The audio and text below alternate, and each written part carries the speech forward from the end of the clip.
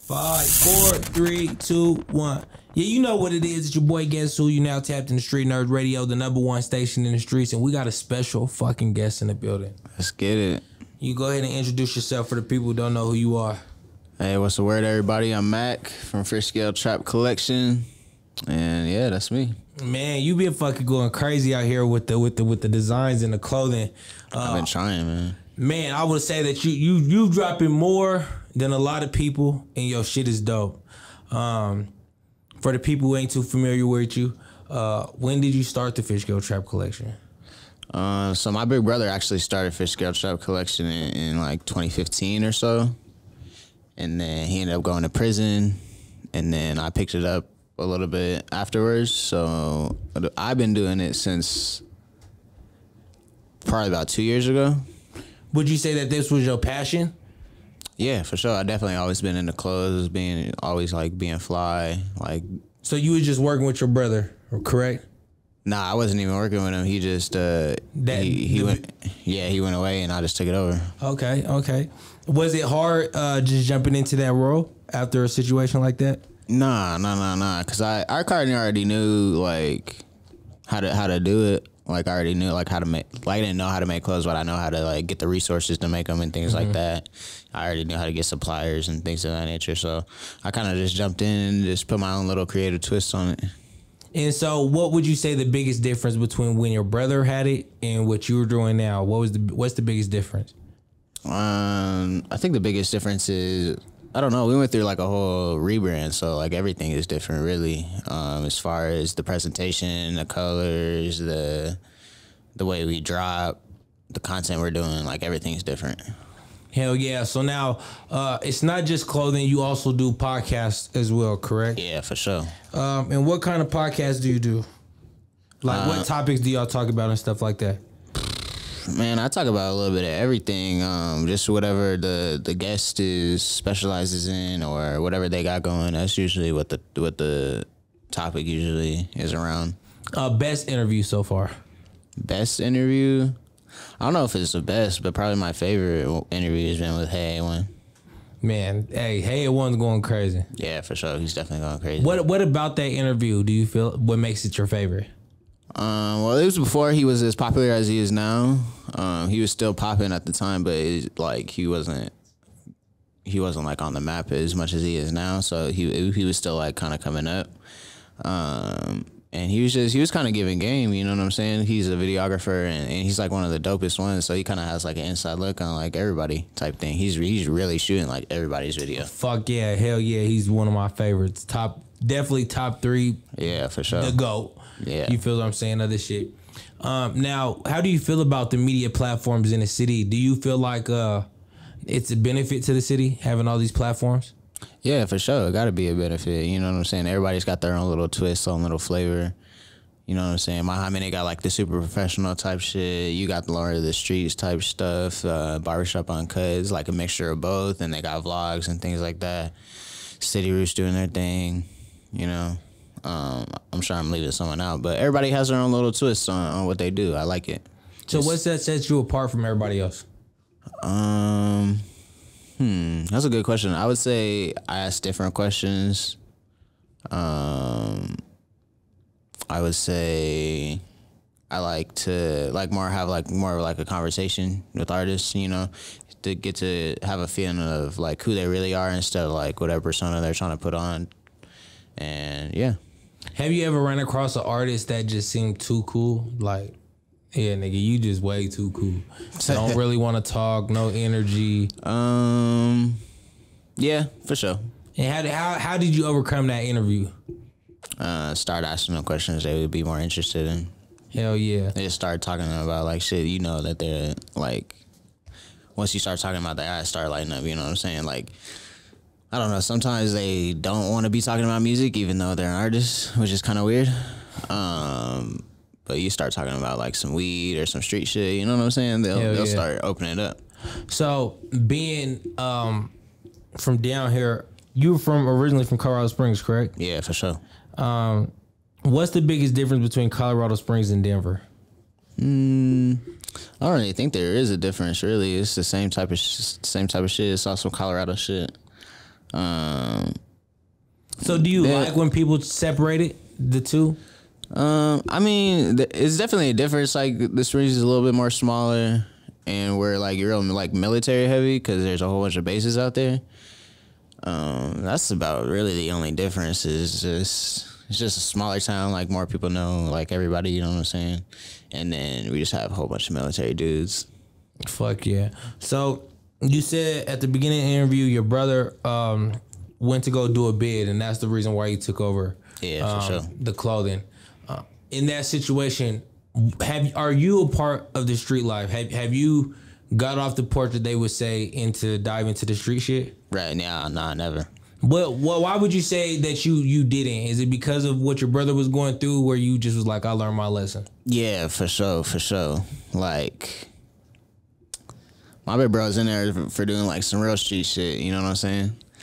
And when he went into the pen, like, that wasn't nobody checking on him from the gang. You know what I'm saying?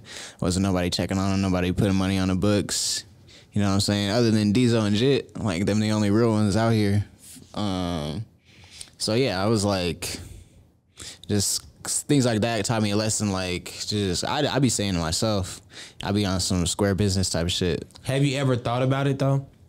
Was it ever an option? Nah, not really.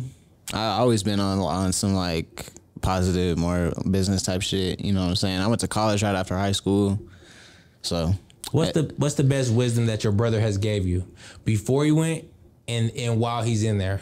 He taught me a lot about networking, about like just knowing people, just being able to get different things done, and just like having expertise, like knowing that someone else has better expertise and utilizing them and things of that nature. Like he was real big on that.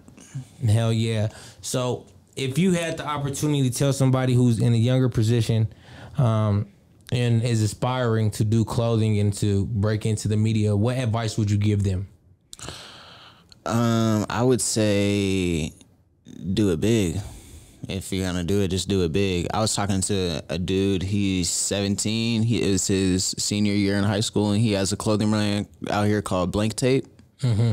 And I was just telling him, man, like if you have a vision for it, like don't like lowball yourself. You know what I'm saying? Like you gotta do it big. You know what I'm saying? You gotta have everything professional, everything of quality. You gotta have content and things like that. So I'm like, if you're gonna do it big. Fuck yeah. So what can we expect for the winter? We can expect a whole bunch of stuff for the winter. We have more promo videos coming. We have more different variants on the same designs we have. We got sweatsuits, hoodies, things of that nature. We're doing a lot of stuff for Black Friday as far as giveaways, sales, and things of that nature. So just be on the lookout. Fuck yeah. Are we gonna get a Fishscale list? A Fishscale list? Maybe. I don't know. And what would if you had to choose a list that you feel like you would want to do, what list would it be? Biggest businessmen in the city, men or women. Damn. Biggest moguls in the city. Yeah, that's a good list. Hey, you all know it's crazy. Somebody said that somebody should make a list like that. Hey, well, look, so Fishscale, yeah. Fishscale's finna drop the mogul list. He's finna have y'all. You could be mad at him now. You get what I said? You could be mad at him. So talking about lists, I dropped the clothing brands list. And yeah, I saw that. People are pissed off. Yeah, you had some goats on there though. I had some goats on. I liked it. So look, I'll tell you. I didn't really come up with the list. Okay. Myself. I'm going to stand on the list, though. Right. And I'm not going to throw nobody to the fire because I could deal with it. I didn't really come up with the list. But I definitely give credit to Mile High Minute for withstanding all the bullshit. Sure. That you gotta come with when you drop a fucking list. Yeah, they be kind of at his neck. I be like, damn. What? They was at they was at my neck for that fashion list, the clothing brands. Yeah, I saw that. People who wasn't on the list and got added to the list seem more mad than niggas who didn't even make the list. Right. How do you feel about lists in the city? Do you think it is a benefit? Yeah, for sure. It's definitely a benefit. It's always a benefit when someone shares their opinion, whether it's right, wrong, or indifferent. That's what this whole media shit is about. It's about having an opinion, because you can't come on and basically you won't have shit to talk about if you don't got an opinion. Fuck yeah. So you know what I'm saying? So it's all about sharing your opinion. Some people gonna be mad about it. Some people gonna be like, oh, whatever, who cares? Some people gonna be pissed about it. You know what I'm saying? So, but at the end of the day, it's all about attention and eyes, and that's what the lists bring. Fuck yeah. What do you feel like? What do you consider making it? That's a good question, man. Consider making it. I agree with what Squizzy said. When you're making money off your craft, you made it. If you're making a living, a decent living at least, you know what I'm saying? Then to you, that would be considered making it. Yeah, for sure. Fuck yeah. So as far as your clothing goals, what are some of your short-term goals, and then what's a one big long-term goal? Long-term goal would probably long-term goal is make $1 million, man. Make $1 million company. Short-term goals, it would be just to keep staying consistent. Just keep dropping every couple weeks, every 2 weeks. Keep having quality content. That's all that matters. Fuck yeah.